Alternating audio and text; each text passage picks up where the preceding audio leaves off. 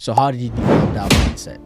How it all started? Well, Sometimes you hit a spot and then you feel like, okay, should I give up? Have you ever encountered that situation? I'll be honest with you. Like you said earlier, starting a business is not easy. There are a lot of barriers, but then it's possible. Two things that have really helped me. One is resources, and then two, people. There are some people who do not even know how to write a proposal. What advice do you have for this type of people? Well, my first advice would be mindset. Do you feel you've gotten the support you need from those around you, or do you feel you got those support from people who are not even closer to you? Well, I'll be honest. When I started newly, I had a lot of expectation in people, and I had to learn the hard way that. Welcome, guys. Welcome to the Success Mindset podcast. And today we have our one and only Juah here with us. And she's done an amazing job. To say I'm so proud of her is an understatement, because if you see the kind of things that she has done since I knew her, the thing is that I even knew her before coming to the US to meet her. So she's done amazing. And today we have her here and we are going to discuss something very interesting about entrepreneurship. So Juah, introduce yourself to our audience. Thank you for having me. Hi, everyone. My name is Juah Bombik. I am the CEO and founder of Juah Apparel, an exercise clothing brand with a social impact, which is to promote health and wellness, where we sell quality and affordable exercise attire. Awesome. And my co-host here with me today is Smith. Hello, everyone. All right, so just like we said, we are going to discuss something about entrepreneurship. If you are someone who is looking to start your own business, or you are someone who is stuck somewhere in your business, or you don't know what to do or where to turn to, this episode is for you. So just stick with us and you're going to learn a lot how to start your business, how to develop that mindset to even go, because starting a business is not easy. It's not a joke. So with Princess here or Juah here, I just want to ask her, like, how did you develop that mindset to go on a solopreneurship journey? I'm saying solopreneur because Did you just find that word right now? yeah, I just created that word because it's like she's the only one doing it for now. Like, well, when I got to know, she was the only one doing it. So how did you develop that mindset? Oh, that's a good question. How it all started? Well, you guys know that my background is in health. I work a lot with the new immigrants, and through working with that community, I saw the need for exercise resources to be given to them. Yeah. So I'm a personal trainer, and I started doing free fitness classes. Through that, I saw another problem, which was the lack of quality attire, due to affordability. So Wait, hold on. Did anybody's clothes well, what they were coming to, like, goodness. you know when you're working out, you want to look good. You guys work hard, I right? know, yeah. Yeah, you want a did good you? outfit, you want to look good. What I was saying then, working out in wasn't of great quality, and some of the great qualities apparel out there are so expensive. Yeah. We know Gymshark, $90 for Oh, yeah, pants, expensive. Lululemon, super expensive, and I was like, everyone deserves quality attire. I believe in looking good. And if you look good, you're going to work out, you're going to get a good workout in. So I did a ton of research on how to start a business. I don't have a business background, but thanks to YouTube and thanks to asking questions, I did a lot of research and decided to come up with my own business, bringing quality attire for the affordable price, at the same time encouraging people to promote, prioritize their health and wellness. Nice. That's good. Is it just for women or men too? Well, we are working on the men collection. I need mine. It's coming. It's Okay. coming. We are testing men samples, actually. We have products out there for men. So Okay. stay tuned. You guys going to be my models. I'll come get you. Okay. I'll try. Yeah, I see what you've been doing. So, yeah. So when you took this part, like, I know there's been some hurdles that you've gone through and some, even with mental aspect, like sometimes you hit a spot, like you hit the rock and then you feel like, okay, should I give up? Have you ever encountered that situation, and what inspired you to continue that journey, even though you hit that hurdle and you decide, I'm like, I'll still do it? Oh, absolutely. I'll be honest with you. Like you said earlier, starting a business is not easy. Yeah. There are a lot of barriers, but then it's possible. It is possible. Two things that have really helped me. One is resources, and then two, people. When I hit a wall, when I cannot move forward, I ask myself, what is the problem? What is available to help me get this? And then I reach out to people. There are people everywhere. And that's one thing this business had taught me, the importance of networking. When I get out there, reach out to people that have been in similar field, they get all excited to help me now, and they provide that opportunity. So resources and people have really helped me to move forward when I hit the wall. And overall, my passion for this, it's not just me selling clothes. Like, I want to make an impact. And at the same time, I get to, promote my clothing. So making an impact encouraged me to keep growing. Even if I hit the wall, I just get out there and keep going. This is something big that I'm building, and I'm not going to let it stop just because of a common problem. Okay, I think, so, like you said, resources like people, and like what else? Like who you know, or? Oh, people, resources, and getting out there. Okay, so Putting like yourself out there. other people that you know that we should also know so that they can help us build our My business. goodness. Absolutely. Okay. Chambers. Different type of chambers here. Yeah, Are you familiar with the Black Chamber of Utah? I think I've Yes, I heard know. about it, but I haven't been there myself. You guys need to be there. Okay. Utah Business Center. Are you guys familiar with that? Yeah, I know that. Definitely get familiar. Yeah. The Minority Business Center, Small Business Center, there are lots of resources out there, even with the state. So do your research, get out there. Let's talk after. So mentioning all this resource, this business, this, that is there for us. But there are some people who do not even know how to write a proposal, like how to even lobby for funds. There are some people who have this shy syndrome, and they don't even know how to network with people or talk to people. What advice do you have for this type of people, and how would you encourage people to start writing proposals?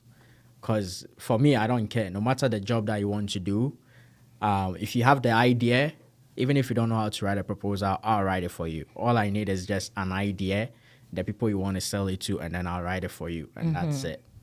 Which I think I should start charging people for that. But so.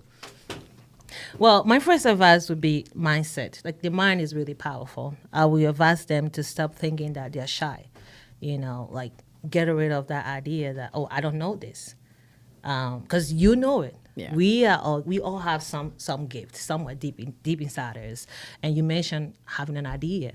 So once you get that idea and get away that shyness, you don't know how to reach out to people, That's something that has really helped me. Like I mentioned earlier that I don't have a business background, and I don't. I have a health background, so I ask a lot of questions. When I meet people, and one thing I do, I have this notion, fake it till you make it, and that's what I've been doing. When I started my entrepreneurial journey, I went to H&M, got some suits. I look at successful, business women that I wanted to be like, and started dressing like them. I follow them on social media, listen to a lot of podcasts, and then I'm like, oh, okay, I need to get out there. Started looking for networking sessions. I'm part of 4 different chambers. I'm part of the Hispanic chamber. I'm not Hispanic, but I want to learn from them. They have a lot of resources, so I put mine out there. I'm part of the Black chamber. I'm part of the Asian chamber. I go to their meetings, go to their events, network, pull myself out there, and my name come out in places like they know me, So I would say, get rid of that mindset, put yourself out there, and get a mentor. Everyone in a mentor. I have about 3 mentors, that I talk to, learn from them, and they are all willing to help. And also there are tons of local resources out there to like teach you and educate you on how to write a proposal, how to apply for grants, how to start a business. Like, everything is there. Remember how I said 2 things, resources and people? Yeah, everywhere you go, everywhere. And you can utilize that. That's really Good advice. I actually talked with you about starting my startup, and Princess actually pointed me in the right direction. And I have my IT consulting firm already registered. So Oh, yeah, congratulations. thanks. So I think talking to people about your ideas and then also you yourself putting yourself out there helps a lot. If you, like you said, if you say you're shy, you don't know something, there is always resources to learn. Absolutely. There are always people who are willing to teach you and also mentor you. I happen to talk to one person that I worked with in the past, and he was showing me how he did it, and he became successful. And so I think like talking to people and going out there to find, and now we even have ChatGPT or other Yeah. AI models. You Yeah. can just Co-pilot. you Yep, can just yep. ask them your questions and they'll bring out ideas. Not all of them are accurate, but they'll at least take you somewhere that you can actually continue your journey. So, talking about all this, you mentioned that people. Do you think when you went on this journey, or when you started this journey, your friends closer to you, or do you feel you've gotten the support you need from those around you, or do you feel you got those support from people who are not even closer to you? And I'm asking this because sometimes, we all have friends and they will not even share your stuff. They'll not even recommend you to other people, which I feel like it's bad, and I don't know if it's jealousy or it's hate, but instead they'll rather recommend someone that they don't even know. Right. How do you feel about? Have you experienced that? Oh, that's a tough question. You remember I share your stuff. So, yeah. Yes. Well, I'll be honest. When I started newly, I had a lot of expectation in people, and I had to learn the hard way that I shouldn't focus my attention on that. I should push it towards my business more, and then people will see the outcome. I have supportive friends and family that have been really there for me through it all. But there are sometimes I'm expecting people to really support me, and they're done. But at the end of the day, they are not my focus. My focus is my business. My expectation should be on succeeding in the business. I had an experience. I remember when I had this whole vision to start the business, and I confided in someone, and it discouraged me. Like, you don't have to do that. Oh my gosh, you're confused. Why are you gonna do this? And this is someone that was really close to me, and that really hurt me, But I'm like, you know what? I'm still gonna do it anyways. And then when I dated and they saw like the growth, they were like, oh my gosh, can I join you? And yeah. they later told me that, I tried doing something, it failed, and I was insecure that yours might not. So I projected that on you. So from that experience, I'm like, okay, I need to focus my attention. People that will be there to support will support. But to be honest, though, a lot of people that I'm not close to, they show up for me more than, It's funny how people wouldn't be there when you are being bitten by the bees, but rather they will be there when you've already gathered the honey. It's funny. Like, I mean, it's honey. I don't know. Like, me, this is what I like doing. I don't care whether I'm closer to the person or not. If I see you are doing something, I reach out and then I give you ideas on how you can improve or how you can monetize whatever you are doing. I've done that with so many people. Sometimes people reach back, sometimes they don't reach back. I don't care about that. You helped me before, I remember. But the thing is, like, just like you said, when you were starting, people decided to discourage you. Now, I have had the same experience. When I moved here to the US, I was starting a nonprofit. And then I heard, walls have ears. And it's true, walls have ears. I heard people that I didn't expect to say that were going around telling people that, oh, you just came to the US and you want to start a nonprofit, you want to start a business, this and that. Even when the time came that I was taking a huge number of people to Africa to do humanitarian work, people were like, you just came and you are going home and stuff. It's like, if you don't want to join the person to make an impact, why spoil the person's name or spoil the person's reputation? I feel you on that, and I really don't know. I hope someday it will change. I just don't know. Yeah, but she also brought up a very good point that the person who was trying to discourage you failed before. I think failure is part of becoming successful. Sometimes Yeah. we see Absolutely. it as, oh, because I failed the first time, I shouldn't Yeah. try again, or I should Right. discourage other people going into the same venture. Yeah. But I think that's when we actually need to sit back and learn from, why did I fail? What can I Right. do differently? Right. And share that experience with someone else who is going to try the same thing that we did in the past, so that they can actually learn from us instead of discouraging them. you know. Absolutely. The, Absolutely. the last time Kenneth was like, you need to sit back and assess yourself. I feel like I have failed so many. There are so many things that I have put my mind to, and I have failed so many times.